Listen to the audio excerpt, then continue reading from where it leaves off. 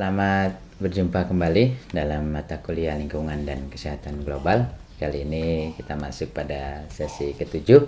Kita akan diskusi mengenai sustainabilitas lingkungan. Ya, jadi environmental sustainability terkait dengan globalisasi. Nah, sustainability adalah sebuah kata begitu ya, yang maknanya banyak sebenarnya. Ya. Sebelum kita kenal istilah sustainability, dulu ada namanya millennium.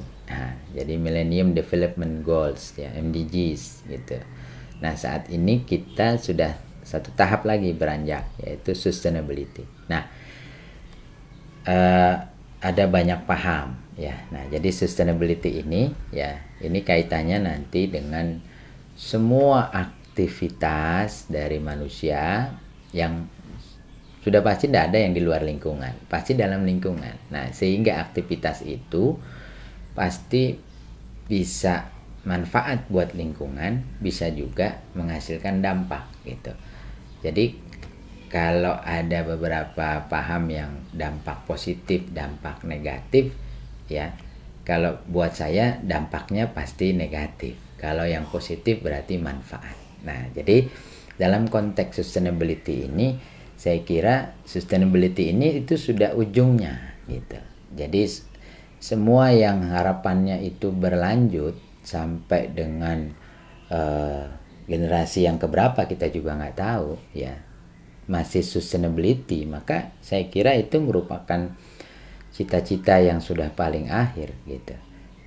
Nggak akan, sepertinya sulit lagi mencari sebuah pajanan setelah sustainability gitu. Karena kalau sudah sustain, semuanya itu insya Allah sudah pada tempatnya, pada porsinya, sehingga tidak saling bertabrakan, tidak saling merusak, tidak saling mengeksploitasi gitu ya, tidak saling menghancurkan, menghilangkan, tapi semua saling membentuk sebuah sistem yang itu akan mendukung pola hidup manusia, baik dari tingkat alamnya ya maupun dari sisi kehidupan. Nah, salah satunya adalah kesehatan. Nah, jadi kesehatan ini sudah jelas yang pada sesi-sesi sebelumnya itu yang disampaikan bahwa kita ini berada pada 3 posisi ya, host, environmental, agent. Nah, jadi semua selalu arahnya ke sana. Nah, sehingga environment yang menjadi salah satu faktor 3 besar itu tadi ya, itu menjadi sangat penting. Nah, kemudian environment ini itu pasti akan mendapatkan beban atau burden ya. Nah, burden ini terkait dengan adanya pollution. Ya, pollution ini akibat aktivitas manusia. Nah, sehingga semua kebutuhan manusia ya, baik itu bernafas, baik itu kebutuhan nutrisi, makan, minum ya, hygiene, sanitasi ya, termasuk transportasi, semua itu ya pasti itu akan menimbulkan dampak buat lingkungan. Nah, sehingga secara general ya, lingkungan kita itu terdiri dari fisika, kimia, biologi ya, dan kemudian mungkin ada mekanik ya gitu, atau ada elektrik misalkan gitu. Nah, jadi semua aspek tadi lingkungan, dan kemudian dari sisi kehidupan kita ya, itu dibagi menjadi, kalau teman-teman masih ingat SDGs itu ada berapa poin gitu ya, misalnya yang kalau masih ingat ada 17 poin ya. Semua itu kalau mau dikumpulkan ya, pasti itu bisa bersifat timbal balik dengan kesehatan ya. Jadi salah satu contoh saja misalkan kaitannya dengan misalkan life below water misalkan, kemudian no poverty ya. Jadi semua itu sudah pasti, karena kesehatan ini ujungnya adalah, bukan ujungnya, kesehatan jadi ujungnya gitu ya. Jadi outcome itu ya sudah jadi ujungnya gitu. Nah, sehingga SDGs ini ya, sustainable development ini ya itu merupakan sebuah upaya ya. Jadi development yang artinya antara kebutuhan ya yang sekarang itu ya itu bisa juga mampu untuk memenuhi kebutuhan yang berikutnya. Jadi tidak sampai dieksploitasi tanpa batas gitu ya ke sana. Nah, jadi sustainability yang ada di SDGs ya. Nah, itu bagaimana nanti kaitannya dengan lingkungan ya, otomatis ya. Jadi urban poor situation ya itu udah jelas tuh ya. Kita selalu membuat setting kalau nggak rural urban selalu begitu. Nah, itu salah satu contoh. Sustainability itu nanti ke depan itu mana yang harus dipelihara, yang urban apa yang rural begitu. Pasti urban selalu menjadi masalah ya, karena di rural itu hidupannya cenderung sustain gitu ya, selama tidak ada intervensi. Tapi urban sudah jelas karena teknologi ya, semua teknologi itu ada di urban ya, di semua aspek kehidupan. Nah, jadi ini akan menimbulkan masalah ya. Jadi security terhadap food, security terhadap water, security terhadap pure air ya, udara segar begitu.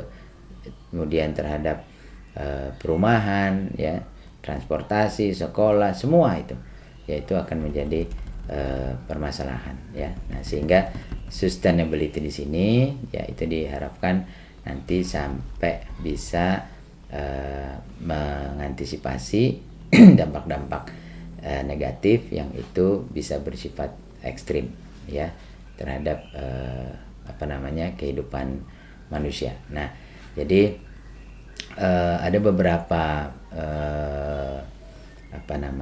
hal-hal yang terkait dengan proses global. Jadi ada global governance ya, kemudian ada global market, kemudian ada global communication ya, termasuk dengan information ya, kemudian ada global mobility, kemudian sekarang itu komunikasi informasi ya, edukasi gitu.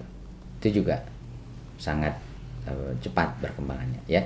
Kemudian global tadi mobilitas ya, urbanisasi, transmigrasi udah nggak ada kayaknya ya, tapi urbanisasi itu masih terus ya. Tapi yang sekarang banyak terjadi adalah bahkan migrasi ya, dari luar negeri masuk ke kita ke luar negeri ya, saling ya, itu juga termasuk permasalahan ya. Nah, kenapa itu nanti bisa menimbulkan efek terhadap kesehatan ya, karena semua proses tadi yang global yang tadi saya sebutkan tadi itu akan membawa atau mewarnai ya kehidupan di sebuah wilayah sampai pada negara ya gitu. Sehingga pola konsumsi ini yang sangat perlu diperhatikan. Konsumsi ini artinya konsumtif untuk semua aspek kehidupan ya, untuk pemenuhan kebutuhan manusia lah pastinya ya. Jadi tambang emas, tambang batu bara, tambang minyak begitu kan. Kemudian ada lagi industri obat ya, industri pakaian, industri logam ya, kemudian industri otomotif, kemudian perusahaan pengembang perumahan, itu semua udah pasti itu ya. Nah, karena ini melibatkan berbagai sektor ya, yang itu pasti mengeksploitasi lingkungan. Nah, sehingga dari sini ya selalu dikembangkan itu pembangunan yang ramah lingkungan. Nah, ramah lingkungan ini maksudnya ujungnya adalah sustainability ya, dengan harapan memperhatikan generasi yang berikutnya yang juga sama-sama nanti akan hidup di tempat yang sama begitu ya. Nah, jadi ini yang perlu diperhatikan. Nah, terakhir dari sesi ini ya, itu setiap aktivitas kita pasti menghasilkan limbah, sampah gitu. Nah, bagaimana supaya ini tidak menjadi masalah bagi sustainability ya? Yang pastinya kita harus punya modal yang kuat terkait dengan pengetahuan akan teknologinya, kemudian terkait juga dengan bagaimana sikap kita, perilaku kita, ya, termasuk nanti budaya. Karena limbah cair, sampah padat, ya, yang domestik sifatnya, yang dari kita sendiri itu butuh lebih dari sekedar teknologi dan ilmu pengetahuan, tapi yang terpenting adalah perilaku dan budaya kita. Demikian yang bisa saya sampaikan untuk sesi ke-7 ini. Terima kasih.